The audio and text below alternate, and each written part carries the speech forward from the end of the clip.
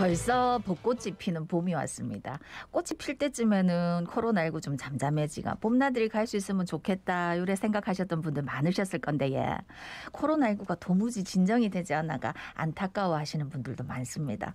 그렇지만 또 봄 내음 맞기 위해서 잠시 외출하는 분들도 많아졌는데 부산에 코로나19 집단 감염이 계속 일어나고 있는 상황이라 야외에 다니는 분들이 늘면서 또 이게 대유행이 시작되는 건 아닌가 걱정도 됩니다. 부산의 코로나19 상황 어떤지 함께 이야기 나눠보겠습니다. 예, 동아대 감염내과 정동식 교수 전화 연결돼 있습니다. 교수님 안녕하십니까? 안녕하십니까? 예, 안녕하세요. 예, 신규 확진자가 17명이 발생을 했는데 그중 8명이 부산 해운대구에 있는 백향목 교회에 다니는 교인들이라고. 그래서 또다시 이제 교회발 집단 감염이 계속 생기는 건 아닌가 좀 진단해 주실까요? 이 경우도 보면은 아마 이 교회가 조그만 교회였던 것 같은데요. 네네. 여기 아마 양산에서 두 분이 이제 그 예배를 참석했는데 이 두 분이 아마도 확진이 되신 분이었던 것 같아요. 그래서 그분이 참석해서 아마 그 교회 분들 한 8분이 지금 현재 확진됐는데 아마 추가로 좀 더 넣을 수는 있을 것 같거든요. 그래서 조금 이게 부산이 지금 이 양산에서 이렇게 확진이 됐지만 그전에는 보면은 울산 쪽하고도 물론 서로 영향을 받는 것 같습니다. 부산하고 울산. 그리고 지금 최근에는 이제 거제도 조선소에서 이제 집단 감염이 생겼는데 이분들이 또 거주하는 쪽이 이게 부산의 사하구나 서구 이쪽에 좀 있으시면서 또 이렇게 확진자 증가하는 요인으로 좀 작용하는 것 같거든요.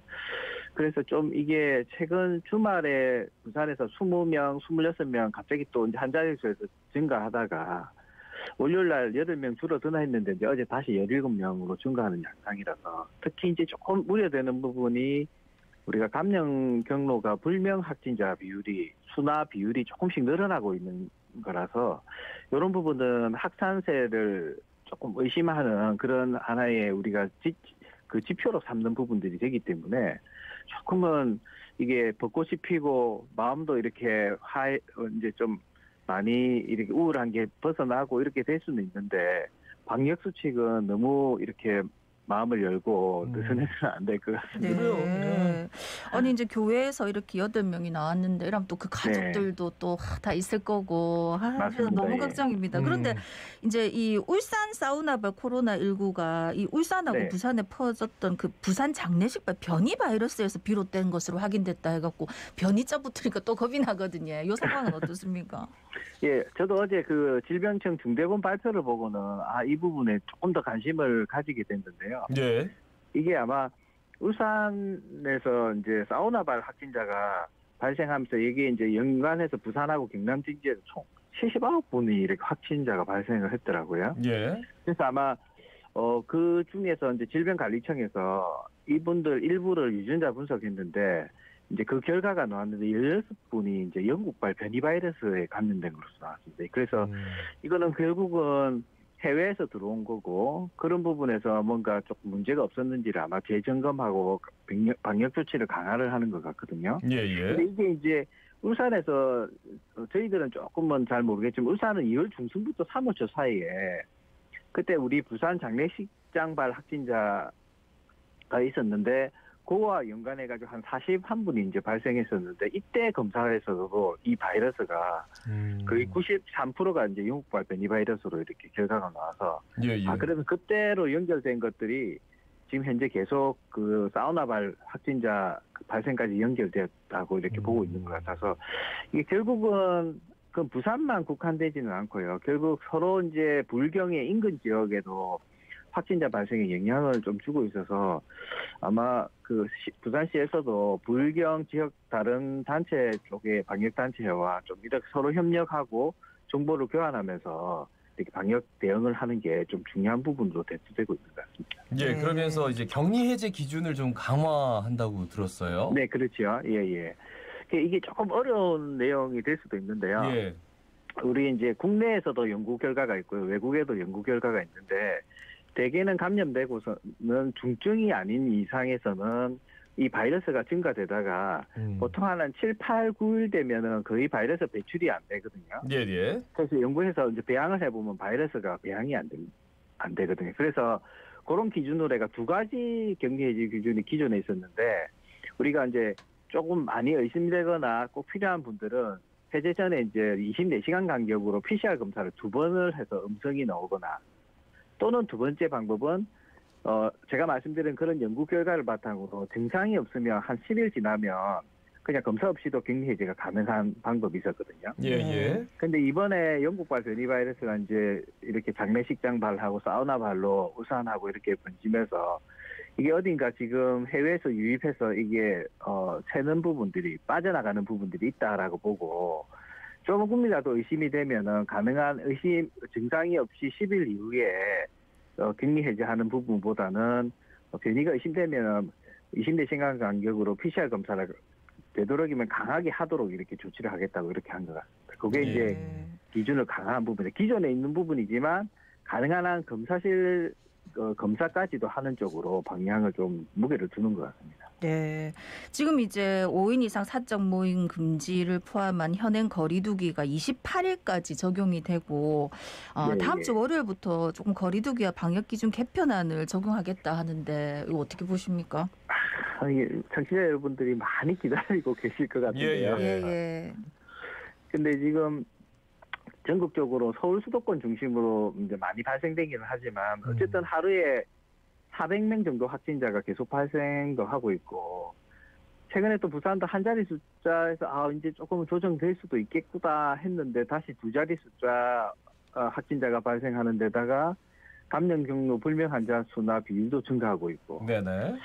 그래서 이게 또 확산세가 걱정이 되는 상황이라서 아마 방역 당국이 많이 고민하고 있을 것 같거든요. 예. 그래서 울산, 거제하고 경남 인근 지역 확산세도 이제 만만치 않아서 이게 참 조정되기가 쉽지 않은데 만약 되더라도 모임 사람 수를 좀 올리는 정도로 하는 정도가 되지 않을까 싶고요. 그래서 일반인 백신 접종이 곧 이루어질 건데 이제 이런 부분에서 이 확산세가 너무 되면은 백신 접종에도 차질이 생길 수 있기 때문에 고민이 많을 것 같습니다. 안 그래도 좀 말씀하셨길래 바로 여쭙습니다. 그 오는 4월부터 시민들을 대상으로 해서 코로나19 예방 접종 2분기에 들어간다 시행 계획을 발표했는데 이게 어떻게 진행되는 겁니까? 이게 이제 이제는 좀 더 연령대가 이제 확대가 되는데요.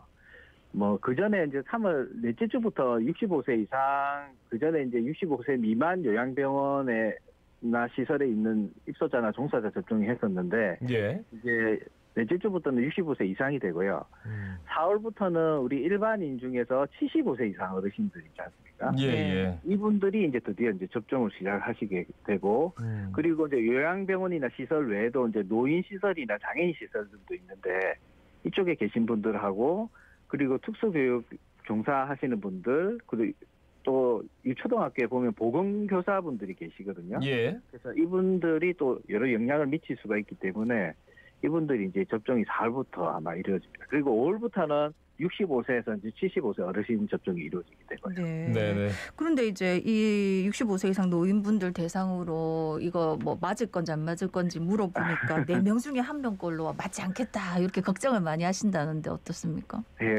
저 주위의 지인분들 중에서 이제 어르신들 접종을 부모님들 접종 어떻게 해야 되는지 이제 문의하시는 분들이 최근에 걱정 많이 늘었는데요. 근데 이게 아마 영향이 유럽에서 그전에는 65세 이상의 이제 데이터가 통계적인 데이터가 아직 약하다라는 부분으로 오히려 효능이 없는 걸로 지금 잘못된 정보가 전달이 많이 된 것 같고요. 그리고 최근에는 또 혈전 이상 반응 때문에 유럽에 있는 여러 나라들이 중단 결정을 했다가 지금은 다 재개를 하고 있는데 이런 부분에 이제 영향이 좀 많이 있었던 것 같거든요. 근데 이제 지금은 이게 종식될 것 같습니다. 이제 어제 드디어 이제 미국하고 페루, 칠레에서 42,000명 정도 대상으로 한 3상 이상 시험 결과가 나왔는데요. 아주 결과가 이제 좋게 나왔는데 거의 79% 예방 효능이 나왔고 더구나 이제 그 나머지에서 감염되더라도 이분들이 입원을 할 정도거나 아니면 중증으로 이행하는 것을 거의 100% 막았다는 이제 효능 결과가 보고됐거든요. 그리고 혈전 이상 반응도 그 32,000명 삼상 연구상에서는 보고가 되지 않았었고요. 그래서 이런 또 안전성 문제도 이제 큰 문제 없는 것으로 나와서 아마 4월 초 미국 FDA도 긴급 승인 신청이 될 텐데 예. 아마 통과되는데 큰 문제 없이 승인될 것으로 보이기 때문에 우리 청취자 여러분 절대 이제 걱정하시지 말고 65세 이상 어르신들이나 부모님들이 있으시면 그리고 본인이 또 해당이 되시면 연락이 오시면 꼭 접종을 하시고 놓치지 않으셔야 될 것 같습니다. 예, 예. 근데 이제 미국이 지금 하루에 한 네. 250만 명 정도가 계속 접종을 하고 있는데 3차 네네. 팬데믹 우려가 나오면서 네. 뭐 미국 주가가 폭락하고 막 이랬거든요. 네네. 이거 뭐 어떻게 봐야 될까요? 이게 결국은 접종을 그렇더라도 그 집단 면역을 형성할 정도로 충분하지는 않거든요. 그렇기 때문에 절대 이제 그 수준에 이르기 전에 방역 수칙이나 이런 부분들 소홀히 해서는 안 됩니다. 근데 이제 이스라엘을 보시면 지금 거의 2차 접종까지도 50% 이상이 이제 접종이 되는 상황에 네네. 거의 10,000명 수준으로 발생하던 그 확진자 수가 지금은 아주 많이 줄어서 100명 단위로 뚝 떨어졌거든요.